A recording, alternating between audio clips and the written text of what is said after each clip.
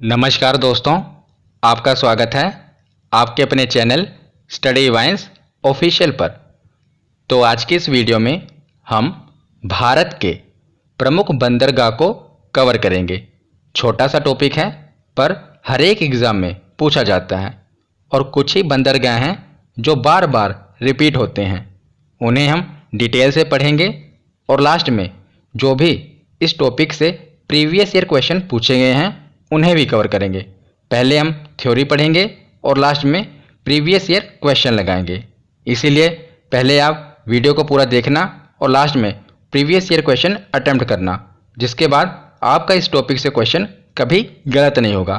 तो चलिए बिना देरी किए हुए वीडियो को शुरू करते हैं। तो चलिए वीडियो को शुरू करते हैं और सबसे पहले देखते हैं कि बंदरगाह किसे कहते हैं और बंदरगाह का निर्माण क्यों किया जाता है। तो भारत में प्राचीन काल से ही पड़ोसी राज्यों के साथ व्यापार किया जाता रहा है और यह व्यापार जलमार्ग और स्थल मार्ग के माध्यम से किया जाता था। जल मार्ग से नावों के माध्यम से किया जाता था, मतलब कि प्राचीन समय में जो जल मार्ग से नावों के द्वारा व्यापार किया जाता था, पर वही आधुनिक समय में यह व्यापार जलयानों के द्वारा किया जाता है। जलयान मतलब कि समुद्री जहाज़ों के द्वारा किया जाता है। जलयानों से व्यापार वायुयान की अपेक्षा सस्ता पड़ता है, मतलब कि अगर हम समुद्री जहाज़ों के द्वारा व्यापार करें तो जो वो हवाई जहाज़ के मुकाबले में काफ़ी सस्ता पड़ता है। व्यापार करने के लिए नदी या समुद्र के तटों पर कई प्रकार की सुविधा प्रदान की जाती है। अगर हम समुद्री जहाज़ों के द्वारा व्यापार करेंगे तो नदी या समुद्र के तटों पर कई प्रकार के इंफ्रास्ट्रक्चर डेवलप करने पड़ेंगे, मतलब कि कई प्रकार की सुविधाएं प्रदान करनी पड़ेंगी जिससे जलयानों का आवागमन आसानी से किया जा सके। इसी को बंदरगाह कहा जाता है। इसको मैं आपको और आसान भाषा में समझाता हूँ। जैसे रेलवे स्टेशन होता है जहाँ पर रेलगाड़ियाँ आकर रुकती हैं, सवारियों को लेकर आती हैं। जिन सवारियों को उतरना है वो उतर जाते हैं और कुछ सवारियाँ फिर चढ़ती हैं और रेलगाड़ी चल पड़ती है। और उसी प्रकार बस स्टैंड होता है जहाँ पर बसें आकर रुकती हैं, कुछ सवारियाँ उतरती हैं, उस पर भी कुछ सवारियाँ चढ़ती हैं। उसी प्रकार जो ये बंदरगाह है ये हम शिप स्टैंड भी कह सकते हैं। यहाँ पर जो समुद्री जहाज़ हैं आकर खड़े होते हैं। ज़्यादातर हम जो बंदरगाह है इसका उपयोग वस्तुओं के आयात निर्यात के लिए करते हैं। तो जो वस्तुएँ उस पर लोड होती हैं उन्हें उतारा जाता है। अगर कुछ वस्तुओं को और उस पर लोड करना है तो उसको लोड कर दिया जाता है और समुद्री जहाज़ को आगे भेज दिया जाता है। मतलब कि बंदरगाह को हम शिप स्टैंड भी कह सकते हैं। तो आगे हम देखते हैं, हम कुछ फैक्ट देख लेते हैं कि भारत में 13 बड़े एवं 200 छोटे बंदरगाह हैं। तो याद रखेगा 13 बड़े यानी कि मुख्य रूप से जो बड़े बंदरगाह हैं वो 13 हैं और छोटे छोटे 200 बंदरगाह हैं। तो एग्ज़ाम में इन्हीं 13 बंदरगाहों से सवाल पूछे जाते हैं और बार बार रिपीट होते हैं। तो आज हम इन 13 बड़े बंदरगाहों को डिटेल में पढ़ेंगे, याद रखिएगा। और जो ये 13 बड़े बंदरगाह हैं, भारत में 13 जो बड़े बंदरगाह हैं इनमें से सबसे ज़्यादा बड़े बंदरगाह तमिलनाडु में हैं। तो 3 बड़े बंदरगाह तमिलनाडु में हैं जो कि सर्वाधिक हैं। 13 टोटल हैं भारत में बड़े बंदरगाह, उनमें से सबसे ज़्यादा 3 बंदरगाह, बड़े बंदरगाह की बात कर रहा हूँ मैं, ये तमिलनाडु में हैं। और जो छोटे बंदरगाह हैं 200, उसमें से सबसे ज़्यादा बंदरगाह छोटे वाले ये महाराष्ट्र में हैं। कितने? 53। तो जो छोटे बंदरगाह हैं 200, उसमें से सबसे ज़्यादा 53 बंदरगाह महाराष्ट्र में हैं। और जो बड़े बंदरगाह हैं 13 बंदरगाह, उनमें से सबसे ज़्यादा बंदरगाह 3 तमिलनाडु में हैं। आशा करता हूँ आपको ये फैक्ट याद रहेगा। तो आगे हम देखते हैं कि बंदरगाह जो होते हैं वो 2 प्रकार के होते हैं। कौन कौन से? पहला है प्राकृतिक बंदरगाह और दूसरा है कृत्रिम बंदरगाह। तो मैं आपको समझाता हूँ कि प्राकृतिक बंदरगाह क्या होता है और कृत्रिम बंदरगाह क्या होता है। तो प्राकृतिक और कृत्रिम बंदरगाह के बीच अंतर समझने से पहले हम ये देख लेते हैं कि बंदरगाह के लिए ज़रूरी क्या होता है। तो बंदरगाह के लिए ज़रूरी है कि जहाँ पर बंदरगाह है वहाँ पर समुद्र शांत होना चाहिए, नहीं तो तेज़ समुद्र की लहरें और तेज़ हवाएं बंदरगाह को तो नुकसान पहुँचाएंगी ही, साथ ही साथ जो वहाँ पर समुद्री जहाज़ खड़े होंगे उन्हें भी नुकसान पहुँचाएंगी। इसीलिए जो बंदरगाह जहाँ पर होते हैं वहाँ की तट रेखा सीधी नहीं टेढ़ी मेढ़ी होनी चाहिए, मतलब कि कुछ इस प्रकार टेढ़ी मेढ़ी होनी चाहिए। सीधी रेखा, सीधी तट रेखा नहीं होनी चाहिए, ताकि समुद्र की लहरें शांत रहें, क्योंकि अगर तट रेखा सीधी होगी तो लहरें भी सीधा टकराएंगी और समुद्री हवाओं का भी सामना करना पड़ेगा। तो हमेशा तट रेखा टेढ़ी मेढ़ी होनी चाहिए बंदरगाह के लिए। तो पहले देखते हैं कि प्राकृतिक बंदरगाह कौन से होते हैं। वैसे तो नाम से ही क्लियर है, जो आप ये इमेज देख रहे हैं यह है प्राकृतिक बंदरगाह। तो प्राकृतिक बंदरगाह से मतलब है कि जो बंदरगाह के विकास के लिए परिस्थितियां चाहिए वो प्राकृतिक रूप से ही विद्यमान हो, मतलब कि बिना मानव के प्रयास से जो तट रेखा हो वो टेढ़ी मेढ़ी हो। टेढ़ी मेढ़ी तट रेखा ही बंदरगाह के लिए अनुकूल होती है ना। तो बिना मानव के प्रयास के ही जो तट रेखा टेढ़ी मेढ़ी हो और प्राकृतिक रूप से ही परिस्थितियां जो चाहिए वो विद्यमान हो, उसी को हम प्राकृतिक बंदरगाह कहते हैं। तो कृत्रिम बंदरगाह क्या होते हैं? जैसा कि आपको पता होगा कि प्राकृतिक बंदरगाह हर जगह तो नहीं हो सकते ना, पर देश के विकास के लिए आयात निर्यात तो जरूरी है। इसीलिए जहां पर बंदरगाह के विकास के लिए परिस्थितियां अनुकूल नहीं होती, वहां पर कृत्रिम रूप से मानव के प्रयासों द्वारा परिस्थितियों को बंदरगाह के अनुकूल बनाया जाता है। मतलब कि मानव के प्रयासों के द्वारा उस बंदरगाह को परिस्थितियों के अनुकूल बनाया जाता है। जैसा कि आप इमेज में देख रहे हैं, यह है कृत्रिम बंदरगाह। तो यहाँ पर आप देख रहे हैं ना, एक कंक्रीट की दीवार बना दी गई है। ये कंक्रीट की दीवार क्यों बनाई गई है?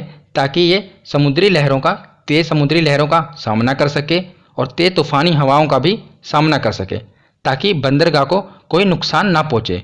तो ये कंक्रीट की दीवारें मानव के प्रयासों के द्वारा बनाई गई है ना, ताकि बंदरगाह के लिए परिस्थितियाँ अनुकूल हों। तो इसी को कृत्रिम बंदरगाह कहते हैं। आशा करता हूँ आपको प्राकृतिक बंदरगाह और कृत्रिम बंदरगाह क्या होता है इसके बीच अंतर समझ आया होगा। अब हम एक एक करके भारत के जो प्रमुख 13 बंदरगाह हैं उन्हें पढ़ते हैं। तो अब हम एक एक करके भारत के जो प्रमुख 13 बंदरगाह हैं उन्हें कवर करते हैं, क्योंकि यही 13 बंदरगाह बार बार एग्जाम में पूछे जाते हैं। कुछ बंदरगाह डिटेल में पूछे जाएंगे और कुछ सिर्फ यही पूछा जाएगा कि ये किस राज्य में है, तो हम उसी प्रकार उन्हें कवर करेंगे। तो जैसा कि आप देख रहे हैं, ये हमारा भारत का नक्शा है। तो ये तट रेखा आप देख रहे हैं ना, तो तट रेखा पर ही होंगे बंदरगाह। तो इस साइड है, यह है पश्चिमी तट रेखा। पश्चिमी तट रेखा पर 6 बंदरगाह हैं और ये है पूर्वी तट रेखा। पूर्वी तट रेखा पर भी 6 बंदरगाह हैं। तो 6 पश्चिमी तट रेखा पर हैं, 6 पूर्वी तट रेखा पर हैं। कितने हुए? 6 और 6 12। और एक जो आप देख रहे हैं यह है पोर्ट ब्लेयर। ये अंडमान और निकोबार जो द्वीप समूह हैं वहाँ पर एक बंदरगाह बना हुआ है। तो कुल 13 बंदरगाह हो गए, 6 पश्चिमी तट पर, 6 पूर्वी तट पर और एक अंडमान निकोबार द्वीप समूह पर। 13 बंदरगाह हम पढ़ेंगे। तो आपको इन्हें रटने की ज़रूरत नहीं है, बस आप एक बार वीडियो को पूरा ध्यान से सुन लीजिए। लास्ट में आप प्रीवियस ईयर क्वेश्चन को भी अटैम्प्ट करिए। उसके बाद जब मैं आपको ये PDF प्रोवाइड करूँगा तब आप इसके नोट्स बना लेना। और जिस प्रकार मैंने ये मैप बनाया है ना, उसी प्रकार मैप आप बनाकर जैसे जैसे मैंने ये बंदरगाह लिखे हैं आप भी क्रम वाइज इसको ऐसे ही लिखना। एक बार वीडियो देख लेंगे, फिर प्रीवियस ईयर क्वेश्चन अटैम्प्ट कर लेंगे और एक बार आप अपने हाथ से लिख लेंगे, तो उसके बाद आपको ये कभी नहीं भूलेंगे। तो अब हम शुरुआत करते हैं पश्चिमी तट से। पश्चिमी तट पर पहला बंदरगाह है, ऊपर सबसे आप देख रहे हैं, यह है कांडला बंदरगाह। तो यह है गुजरात राज्य में स्थित है और कांडला बंदरगाह का नाम बदलकर अब दीनदयाल बंदरगाह कर दिया गया है। याद रखिएगा, कांडला बंदरगाह का नाम बदलकर अब दीनदयाल बंदरगाह कर दिया गया है। और यह बंदरगाह भारत विभाजन के बाद विकसित किया गया था। याद रखिएगा, यह एग्जाम में पूछा जाता है कि भारत विभाजन के बाद कौन सा बंदरगाह सर्वप्रथम विकसित किया गया था। तो ये था कांडला बंदरगाह। क्यों किया गया था?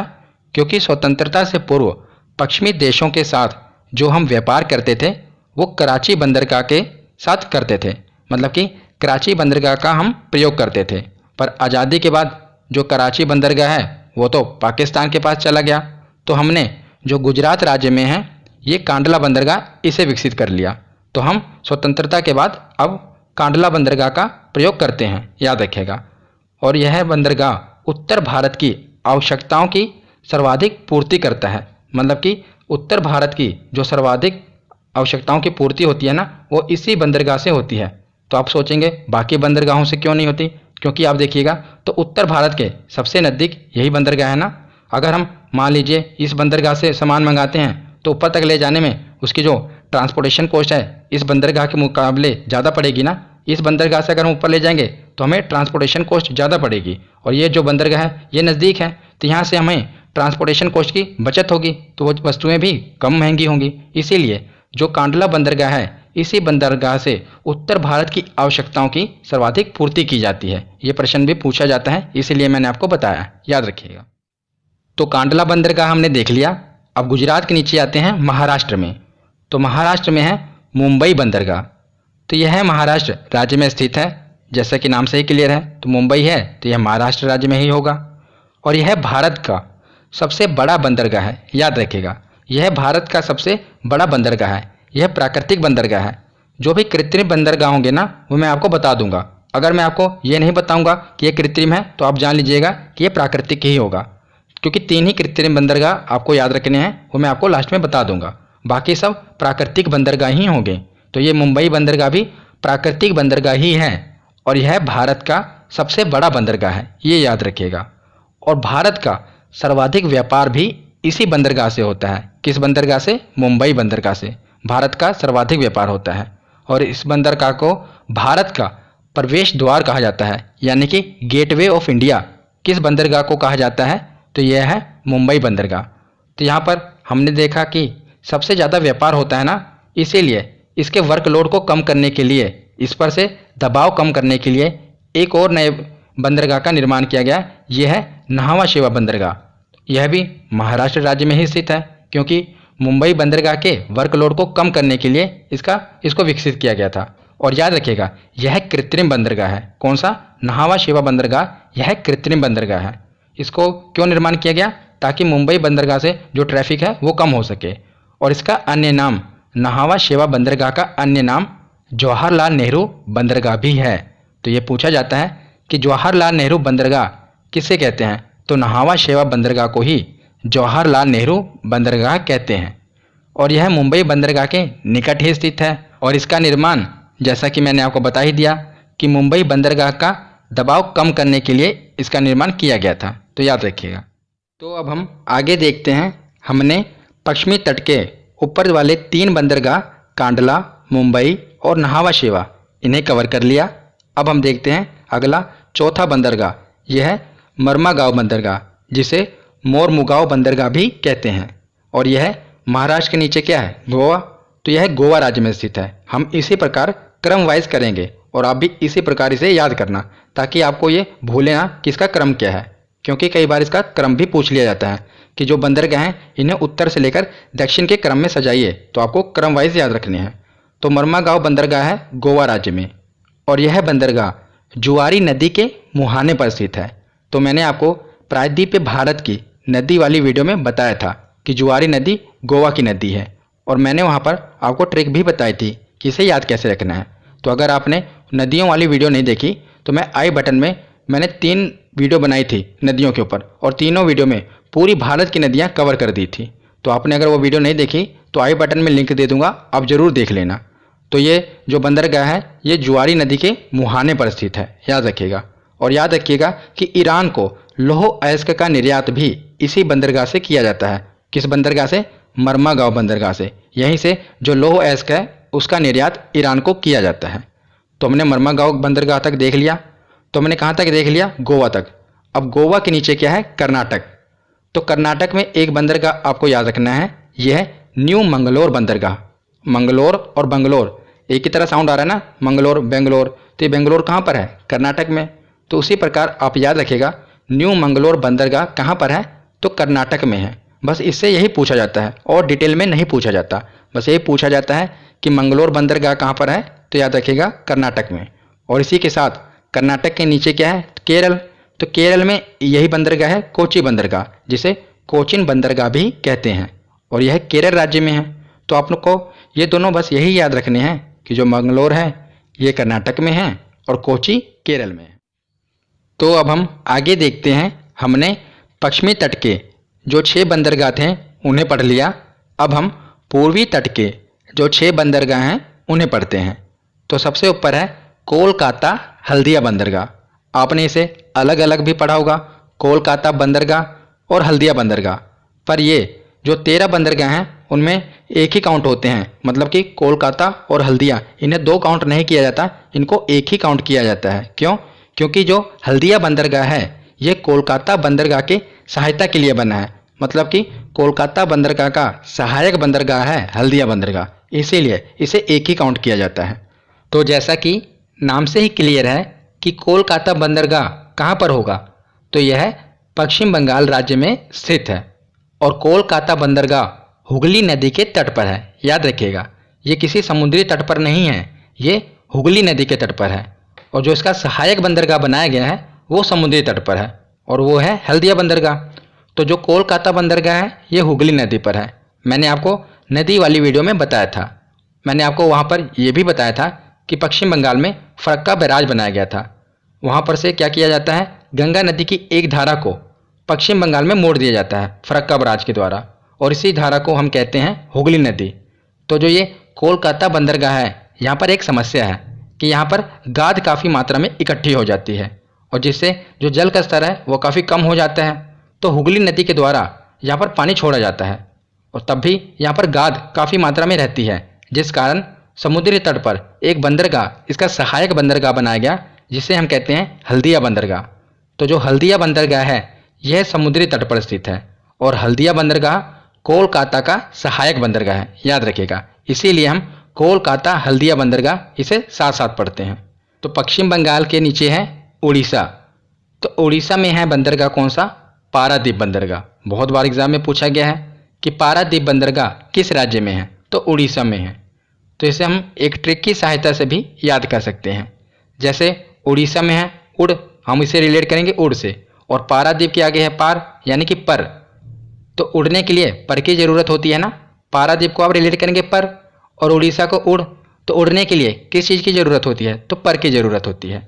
तो इस ट्रिक से आप रिलेट करके इसे याद रख पाएंगे क्योंकि इंपॉर्टेंट है और ये नाम से क्लियर नहीं हो रहा था कि ये किस राज्य में स्थित होगा, इसीलिए मैंने आपको ट्रिक बता दी। तो याद रखिएगा, पारादीप बंदरगाह उड़ीसा राज्य में स्थित है। और याद रखिएगा कि झारखंड और उड़ीसा राज्य का लौह अयस्क यहीं से जापान को निर्यात किया जाता है। तो झारखंड की कोई समुद्री सीमा नहीं है ना, पर वहाँ पर खनिजों का भंडार है। मैंने आपको जो भी महत्वपूर्ण खनिज संसाधन हैं उनकी वीडियो बना दी हुई है। मैंने लेटेस्ट डाटा के अनुसार वीडियो बनाई है, आप वो वीडियो देख लेना अगर आपने वो वीडियो नहीं देखी। तो झारखंड और उड़ीसा राज्य का लौह अयस्क यहीं से यानी कि पारादीप बंदरगाह से ही जापान को निर्यात किया जाता है। तो पश्चिम बंगाल, उड़ीसा हमने देख लिया, और उड़ीसा के नीचे क्या है, आंध्र प्रदेश। तो आंध्र प्रदेश में है विशाखापट्टनम बंदरगाह। जैसा कि नाम से क्लियर है कि विशाखापट्टनम कहाँ पर होगा, तो ये आंध्र प्रदेश में होगा। और सबसे महत्वपूर्ण ये है कि यह भारत का सबसे गहरा बंदरगाह है। अभी हमने पीछे पढ़ा कि भारत का सबसे बड़ा बंदरगाह कौन सा था, तो वो था मुंबई बंदरगाह। अब यह है सबसे गहरा बंदरगाह, याद रखिएगा। और इस बंदरगाह के निकट डॉल्फिन नोज नामक पहाड़ी होने के कारण यह तेज समुद्री हवाओं से सुरक्षित रहता है। तो जैसे हमने पढ़ा कि बंदरगाह के लिए क्या ज़रूरी है कि वो समुद्र की जो लहरें हैं और तेज़ हवाएं हैं उनसे बचा रहे। तो इसके लिए प्राकृतिक रूप से ही जो विशाखापट्टनम बंदरगाह बना है ना, तो प्राकृतिक बंदरगाह ही होगा ये। और प्राकृतिक रूप से ही जैसे मान लीजिए ये बंदरगाह है, ये बंदरगाह है, तो यहाँ पर एक पहाड़ी है डॉल्फिन नोज नामक की, जो इसे समुद्री लहरों और तेज़ हवाओं से बचाती है। तो ये प्राकृतिक रूप से ही है और ये बंदरगाह भी प्राकृतिक ही है, इसीलिए याद रखिएगा। कई बार पूछ लिया जाता है कि विशाखापट्टनम बंदरगाह के निकट कौन सी पहाड़ी है, तो यह है डॉल्फिन नोज पहाड़ी, याद रखिएगा। तो पूर्वी तट के हमने 3 बंदरगाह पढ़ लिए। बाकी के जो 3 बंदरगाह हैं वो एक ही राज्य में हैं, कौन से, तमिलनाडु। मैंने आपको वीडियो की शुरुआत में बताया था ना कि भारत के जो प्रमुख 13 बंदरगाह हैं उनमें से सर्वाधिक 3 बंदरगाह एक ही राज्य में हैं, कौन से, तमिलनाडु। तो ये कौन कौन से बंदरगाह हैं, पहला है एन्नोर बंदरगाह, दूसरा है चेन्नई बंदरगाह और तीसरा है तूतीकोरिन बंदरगाह। तो सबसे पहले हम देखते हैं चेन्नई बंदरगाह के बारे में। तो यह है भारत का सबसे पुराना कृत्रिम बंदरगाह है, याद रखिएगा यह कृत्रिम बंदरगाह है। और 100 में से 90% जब भी क्वेश्चन कृत्रिम बंदरगाह पर आएगा तो ये चेन्नई वाला ही पूछा जाता है। मैंने प्रीवियस ईयर क्वेश्चन देखे हैं, तो जितनी बार भी कृत्रिम बंदरगाह के बारे में पूछा जाता है ऑप्शन में चेन्नई बंदरगाह ही दिया होता है। तो चेन्नई बंदरगाह को तो रट लेना कि यह कृत्रिम बंदरगाह ही है, याद रखिएगा। और 3 बंदरगाह हैं जो कृत्रिम बंदरगाह हैं। एक तो हम पढ़ लिया चेन्नई, दूसरा भी हम पढ़ेंगे एन्नोर बंदरगाह, और एक हमने पढ़ा था पहले नाहवा शेवा बंदरगाह, जो मुंबई से वर्कलोड कम करने के लिए बनाया गया था ना कृत्रिम रूप से, नाहवा शेवा। तो एक हो गया नाहवा शेवा, दूसरा हो गया एन्नोर, और तीसरा कौन सा, चेन्नई। और सबसे ज़्यादा महत्वपूर्ण कौन सा है, चेन्नई। ज़्यादातर यही एग्जाम में पूछा जाता है, चेन्नई बंदरगाह। तो यह भारत का सबसे पुराना कृत्रिम बंदरगाह है। तो जैसे मुंबई बंदरगाह था तो उस पर ज़्यादा वर्कलोड हो गया था तो नाहवा शेवा बंदरगाह बनाया गया। उसी प्रकार चेन्नई बंदरगाह के दबाव को कम करने के लिए, जो इसका वर्कलोड है उसे कम करने के लिए एन्नोर बंदरगाह बनाया गया। तो यह भी कृत्रिम बंदरगाह है और यह चेन्नई बंदरगाह का सहायक बंदरगाह है, याद रखिएगा, एन्नोर बंदरगाह। तो एन्नोर बंदरगाह और चेन्नई बंदरगाह के बाद एक और है तमिलनाडु में, यह है तूतीकोरिन बंदरगाह। तो तूतीकोरिन बंदरगाह को चिदंबरनार बंदरगाह भी कहते हैं, याद रखिएगा। पूछा जाता है कि चिदंबरनार बंदरगाह किसे कहते हैं, तो तूतीकोरिन बंदरगाह को ही कहते हैं। और यह मन्नार की खाड़ी में स्थित है। जैसा कि यह है तो तमिलनाडु में, और तमिलनाडु की इधर क्या है, तो मन्नार की खाड़ी है ना, इधर श्रीलंका है और ये द्वीप है, इधर है मन्नार की खाड़ी। तो मन्नार खाड़ी में ये स्थित है तूतीकोरिन बंदरगाह, इसीलिए याद रखिएगा। और जो ये तूतीकोरिन बंदरगाह है यह एक छिछला बंदरगाह है। छिछला बंदरगाह मतलब कि यहाँ पर समुद्र की जो गहराई है बहुत कम है, इसीलिए अगर कोई भी समुद्री जहाज आता है तो वो इस बंदरगाह से 5 किलोमीटर की दूरी पर रुक जाता है, वहीं पर वो खड़ा हो जाता है। फिर वहाँ पर छोटी छोटी नावें जाती हैं और जो बड़ा सा जलयान है, यानी कि जो बड़ा सा समुद्री जहाज है, वहाँ से जो भी माल आया होता है, जो भी गुड्स आई होती हैं, उन्हें उतारा जाता है और छोटी छोटी नावों द्वारा लेकर आया जाता है। क्योंकि जो बड़ा समुद्री जहाज है यहाँ पर आकर वो फंस जाएगा, क्योंकि ये काफ़ी छिछला है, काफ़ी कम गहराई वाला है, इसीलिए छोटी छोटी नावें जाती हैं, वहाँ से सामान उतार कर ले जाती हैं। तो पूर्वी तट के 6 बंदरगाह हमने पढ़ लिए, पश्चिमी तट के भी 6 बंदरगाह पढ़ लिए। अब एक बंदरगाह बचा, यह है पोर्ट ब्लेयर, और यह अंडमान निकोबार द्वीप पर स्थित है। बस इतना ही पूछा जाता है। वैसे भी अंडमान और निकोबार द्वीप समूह की राजधानी क्या है, तो पोर्ट ब्लेयर है। तो पोर्ट ब्लेयर बंदरगाह भी अंडमान निकोबार द्वीप समूह में है, ये याद रखिएगा। तो थ्योरी सेक्शन हमने पढ़ लिया। अब हम प्रीवियस ईयर क्वेश्चन लगाते हैं कि हमारे कितने क्वेश्चन सही होते हैं। तो सबसे पहला प्रश्न है कि भारत में कितने मुख्य बंदरगाह हैं, तो कितने हैं, हमने पढ़े 13, 6 + 6 + 1, तो 13 मुख्य बंदरगाह हैं। दूसरा प्रश्न है कि निम्नलिखित में से कौन सा बंदरगाह पश्चिमी तट पर नहीं है, याद रखिएगा, वो पश्चिमी तट पर नहीं है, मतलब कि पूर्वी तट पर होना चाहिए। तो कांडला ये भी पश्चिमी है, मुंबई ये तो है पश्चिमी, मंगलोर ये भी पश्चिमी है, पर एन्नोर तो पूर्वी है। अभी हमने पढ़ा ना, तमिलनाडु में पढ़ा था एन्नोर के बारे में। एन्नोर और कौन सा, चेन्नई और तूतीकोरिन, ये हमने पढ़ा था पूर्वी बंदरगाह है, तो ये पश्चिमी बंदरगाह नहीं है, याद रखिएगा। अगला प्रश्न देखते हैं कि निम्नलिखित में से कौन सा पूर्वी तट पर स्थित नहीं है। अब यहाँ इन्होंने पूछ लिया कि पूर्वी तट पर नहीं है, यानी कि पश्चिमी तट पर कौन सा है। तो ये देखते ही पता लग रहा है, नाहवा शेवा। मुंबई पश्चिमी तट पर है, उसी के नीचे था नाहवा शेवा, तो नाहवा शेवा पश्चिमी तट पर स्थित है, मतलब कि पूर्वी तट पर नहीं है। इसका सही जवाब होगा नाहवा शेवा।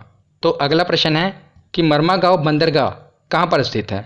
तो मैंने पीछे आपको इसकी ट्रिक नहीं बताई, वैसे भी बताने की कोई ज़रूरत नहीं है। आप पीछे देखेंगे तो मरमागांव के पीछे के गाँव और गोवा एक ही तरह है ना, गाँव गोवा, तो इससे आप रिलेट कर सकते हैं।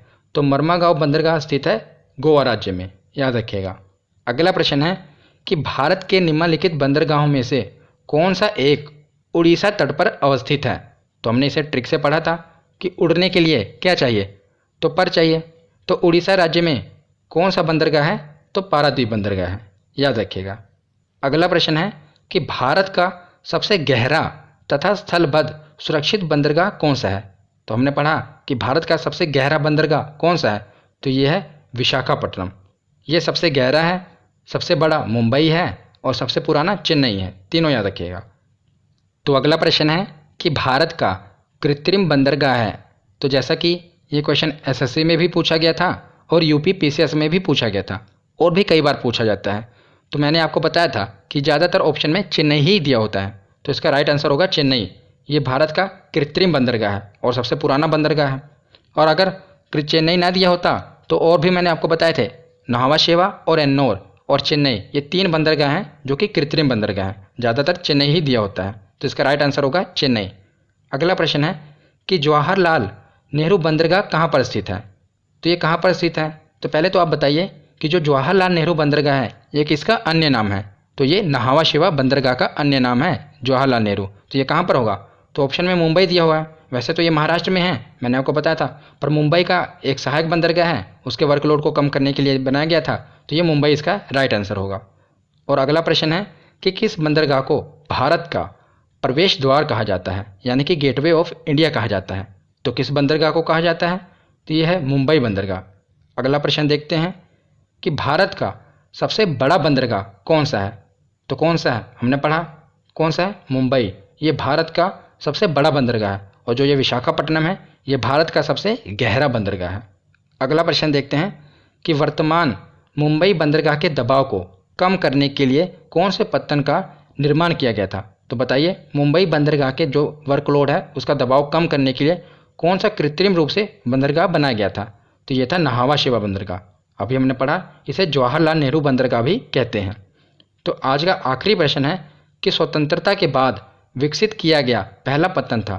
तो हमने पहले ही पढ़ लिया था कि स्वतंत्रता के बाद पहले हम कराची बंदरगाह का प्रयोग करते थे, तो उसके अल्टरनेट में हमने सब्स्टिट्यूट कौन सा बंदरगाह यूज़ किया?